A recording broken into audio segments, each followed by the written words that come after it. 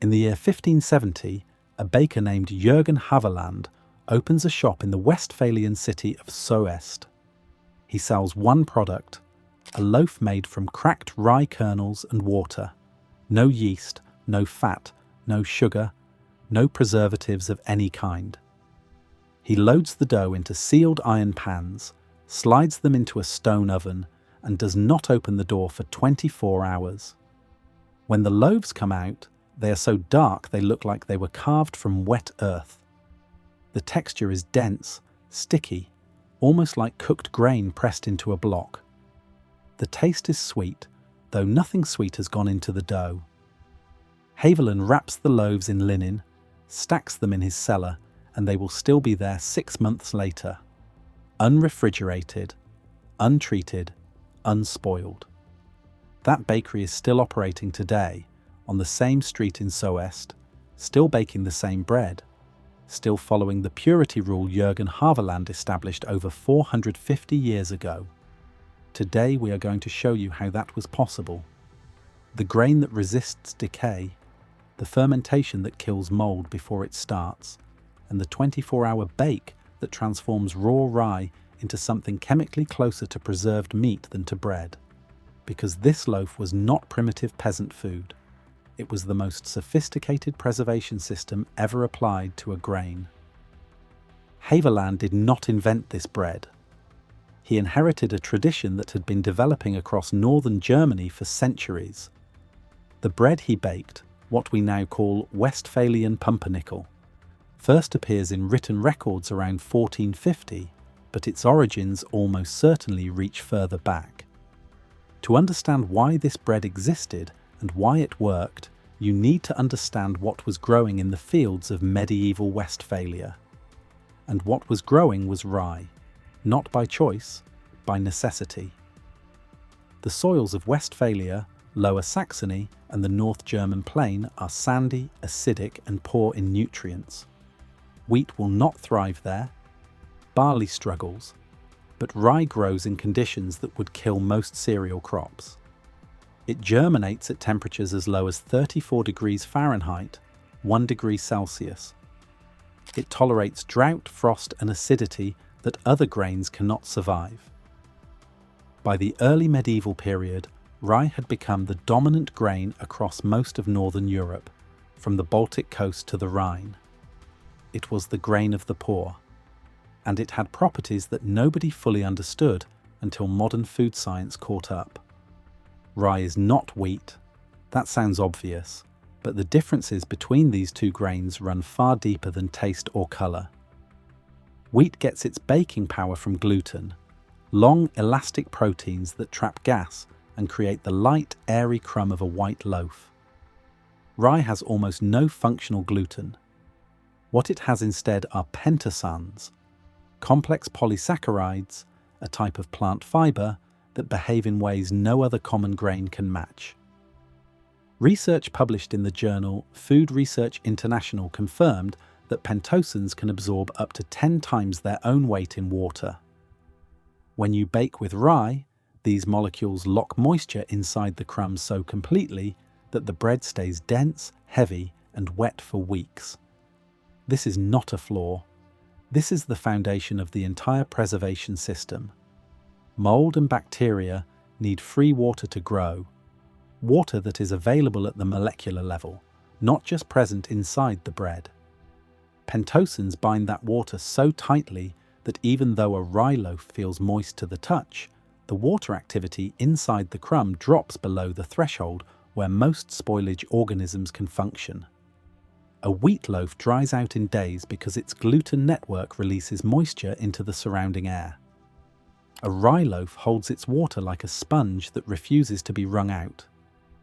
Studies on rye bread chemistry have shown that pentosan-rich rye breads maintain significantly higher moisture content than wheat breads, while simultaneously having lower water activity. The specific measure of free water available to microorganisms. That difference alone extends shelf life from days to weeks. But pentosans were only the first layer of the system.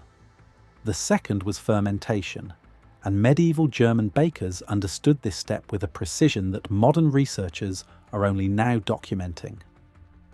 Traditional pumpernickel dough was fermented using a sourdough culture, a living colony of wild yeast and lactic acid bacteria maintained in wooden troughs, fed daily, and kept alive across generations. The bacteria in a rye sourdough produce two acids that are critical to preservation. Lactic acid lowers the pH of the dough, creating an environment too acidic for most spoilage organisms. Acetic acid, the same compound that makes vinegar, acts as a direct antifungal agent. Together, these acids drop the bread's pH to around 4.0 to 4.5, a range where mold growth is severely inhibited. A 2025 study published in the journal Foods, led by researchers at Kaunas University of Technology in Lithuania, screened lactic acid bacteria isolated from sourdough and found that certain strains, particularly Lactobacillus plantarum, exhibited antifungal inhibition rates between 73% and 96%. The sourdough bacteria are not just making the bread rise, they are producing a chemical environment that is actively hostile to every organism that would cause the loaf to rot. Medieval bakers did not know the word lactobacillus. They did not understand pH, but they understood that a well-maintained starter produced bread that lasted, and a neglected one produced bread that did not. The knowledge was empirical, accumulated across centuries, and passed from master baker to apprentice through guild systems that regulated every aspect of bread production in medieval German cities. A baker who sold underweight or adulterated bread could be fined, publicly shamed, or have his oven destroyed. The sourdough culture itself was treated as a valuable asset. Some bakeries maintained continuous cultures for decades, feeding them daily, keeping them at stable temperatures, protecting them the way a brewer protects a yeast strain. The culture was the bakery's competitive advantage. Lose it, and you lost the flavour, the rise, and the preservation power that made your bread worth buying. There is another benefit to extended sourdough fermentation that modern bread skips entirely. Whole rye contains phytic acid, an anti-nutrient that binds to minerals like iron, zinc, and calcium, making them unavailable for absorption in the human gut. Bread made with commercial instant yeast and a 2-hour rise retains most of its phytic acid intact. Bread made with sourdough and given 12 to 24 hours of fermentation breaks down nearly all of it. The enzymes activated by the acidic environment of sourdough, phytoses, require time to do their work, and the long, slow fermentation of traditional pumpernickel gave them exactly that. The bread was not just more durable than a quick-risen loaf, it was more nutritious. The minerals locked inside the rye grain were freed and made available to the body. A peasant family eating pumpernickel through the winter was getting iron, zinc, magnesium, and B vitamins in a form their bodies could actually use. Now let's talk about what happened inside the oven, because this is where the bread crossed from preserved food into something closer to engineered material. Traditional Westphalian pumpernickel was baked for 16 to 24 hours in a sealed, lidded pan at approximately 250 degrees Fahrenheit, 120 degrees Celsius. That temperature is too low to form a crust. It is too low to brown bread in the conventional sense. But it is exactly the right temperature for the Maillard reaction to work slowly and deeply through the entire loaf over the course of a full day. The Maillard reaction occurs when amino acids and reducing sugars are exposed to heat. In a normal loaf of bread, this reaction happens fast and only on the surface. That is what creates a golden brown crust in 30 to 45 minutes of baking.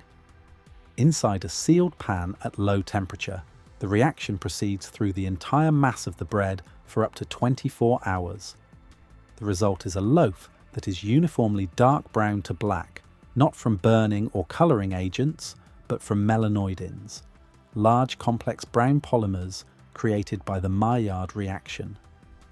These melanoidins give pumpernickel its characteristic colour, its sweetness, and its flavour notes of dark chocolate, coffee, and roasted malt. No sugar has been added.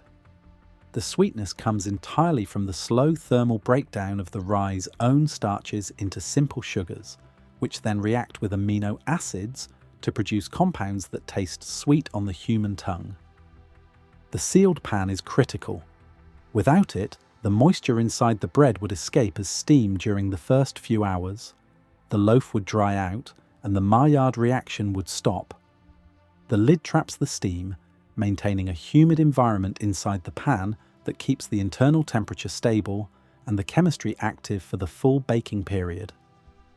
It functions as a slow autoclave, a sealed, moist, low-temperature chamber where chemical reactions that would take minutes at high heat are allowed to unfold across hours. The German company Mestemacher, founded in 1871 in Gütersloh, Westphalia, and producing pumpernickel since 1910, bakes their loaves at 212 degrees Fahrenheit, 100 degrees Celsius, in a pressurized steam chamber for at least 20 hours. They describe their process as closer to cooking than baking. Their sealed pumpernickel, made without any preservatives, has a verified shelf life of over 2 years. The melanoidins do more than create colour and flavour. Research in food chemistry has demonstrated that Maillard reaction products possess both antioxidant and antimicrobial properties. Studies have identified a compound called pronal lysine, an antioxidant produced during slow baking that concentrates in the bread's outer layers at up to 8 times the level found in the interior crumb. These melanoidins create an internal chemical environment that is hostile to both mold and bacteria, a third preservation mechanism layered on top of the water binding and the sourdough acidity. So the complete system worked like this. Pentosans bound the water, denying mold the free moisture it needed to grow. Sourdough fermentation produced organic acids that dropped the pH below the threshold for most spoilage organisms. Specific lactic acid bacteria generated antifungal compounds that attacked mold directly. And the 24-hour Maillard reaction produced melanoidins that added antimicrobial protection while transforming the bread's chemistry from the inside out. 4 independent preservation mechanisms, all operating simultaneously, all produced by nothing more than rye, water, a sourdough culture, and time. No single mechanism would have been enough on its own. Pentosans without acidity would slow mold but not stop it. Acidity without water binding would work for weeks but not months. The Maillard reaction without the other 3 would produce dark bread that still spoiled. It was the combination, the complete system, that created a loaf capable of lasting half a year in a cellar with no technology beyond a linen wrapping. The practical implications were enormous. In a world without refrigeration, without canning, without vacuum sealing, bread that lasted 6 months was not a convenience. It was survival infrastructure. Northern German winters were long, and the growing season was short. A family that could bake enough pumpernickel in autumn to last until spring had a food supply that did not depend on daily access to a baker, a functioning grain market, or a stable economy. The bread was calorie-dense, roughly 65 calories per slice, with significant fibre and minerals from the whole rye grain. It could be stored in cellars, root stores, or any cool dry space without special treatment. It travelled without spoiling on carts, in saddlebags, on ships. The German military recognised this early. Pumpernickel became a standard field ration precisely because it survived conditions that destroyed wheat bread in days. Soldiers carried loaves wrapped in cloth that remained edible weeks after leaving the bakery. Sealed in tin cans with no preservatives, no vacuum treatment, and no chemical additives, Pumpernickel lasted over 2 years. The canning simply added a moisture barrier on top of an already self-preserving system.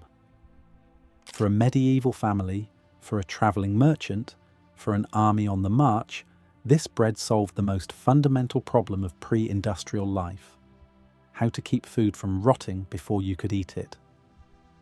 The bread also held a unique position in German culture. In 2014, UNESCO inscribed German bread culture on its intangible cultural heritage list, recognizing a tradition that encompasses over 3,200 registered bread varieties according to the Deutsches Brotinstitut. Pumpernickel is among the oldest of those varieties, and unlike many traditional foods that survive as museum pieces or festival curiosities, pumpernickel never stopped being baked.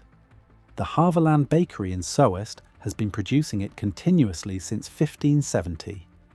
Under European Union protected designation rules, bread sold as Westphalian pumpernickel must be produced entirely within Westphalia, from mixing the dough to the final bake. The process, the grain, and the region are legally inseparable. Compare this to what sits on your grocery shelf. The average commercial sandwich bread in the United States contains between 15 and 25 ingredients, including calcium propionate to inhibit mold, sodium stearoyl lactylate as a dough conditioner and mono, and diglycerides as emulsifiers. Even with all of that chemical engineering, it lasts about 5 to 7 days before mold appears. Bread is the single most wasted food category in America. 38% of all grain products are thrown away every year. In Germany, bakery waste accounts for nearly 35% of total baked goods production. We produce bread that is designed to be eaten within days and discarded when it is not. Medieval German bakers produced bread that was designed to last through a season and sustain a family through winter. The chemistry has not changed. Rye still contains pentosans. Lactic acid bacteria still produce organic acids. The Maillard reaction still operates at 250 degrees Fahrenheit, 120 degrees Celsius. Every mechanism that made this bread last 6 months in 1450 is still available today. The difference is time. Traditional pumpernickel requires 24 hours in an oven. No modern commercial bakery will dedicate an oven for an entire day to produce a single batch of bread, when the same oven could turn out dozens of batches of white bread in the same period. Speed replaced durability. Throughput replaced shelf life. And we traded a loaf that lasted 6 months for a loaf that lasts 6 days, and a chemical ingredient list that takes a full paragraph to read. If you want to bake this bread yourself, the process is simple in concept and demanding only in patience. You need whole rye berries, not rye flour, but the intact kernel, coarsely cracked. You need water and a pinch of salt. The rye berries are soaked in hot water overnight. If you have a rye sourdough starter, add a portion to accelerate fermentation. If you do not, the wild bacteria present on the grain and in the air will begin the process on their own. It will simply take longer. After 12 to 24 hours of fermentation, pack the dough tightly into a lidded loaf pan, leaving no air gaps. Bake at 300 degrees Fahrenheit, 150 degrees Celsius, for the first 45 minutes to bring the internal temperature up, then reduce to 220 degrees Fahrenheit, 105 degrees Celsius, and leave it for 16 to 24 hours. Do not open the lid. The steam trapped inside is doing the work. What comes out will be nearly black, dense enough to slice paper thin, and sweet without any added sugar. Wrapped tightly and stored in a cool, dark place, it will keep for months. The Haverland purity rule, rye and water, nothing more, held for over 4 centuries. It was not a marketing decision. It was the recognition that adding anything to this bread was unnecessary. The rye provided the structure, the water binding, and the sugars for the Maillard reaction. The sourdough provided the acid barrier and the antifungal defense. The oven provided the time and the low heat for the chemistry to finish the job. 3 inputs, 4 preservation mechanisms, 6 months of shelf life, and not a single ingredient that a medieval peasant could not find within walking distance of his own field. We did not improve on this system. We abandoned it because it was slow. And then we spent the next century trying to engineer, with laboratories and chemical additives, what rye and thyme had already solved. If you found this investigation valuable, subscribe to Medieval Way. Every week we dig into the techniques and knowledge that kept people alive when the world offered no safety net. Drop a comment and tell us, have you ever tasted real Westphalian pumpernickel, the kind baked for a full day? And if you want to see a deep dive into any of the specific techniques we covered today, the sourdough science, the Maillard chemistry, or the rye grain itself, let us know which one. We will make it happen. Until next time, stay curious.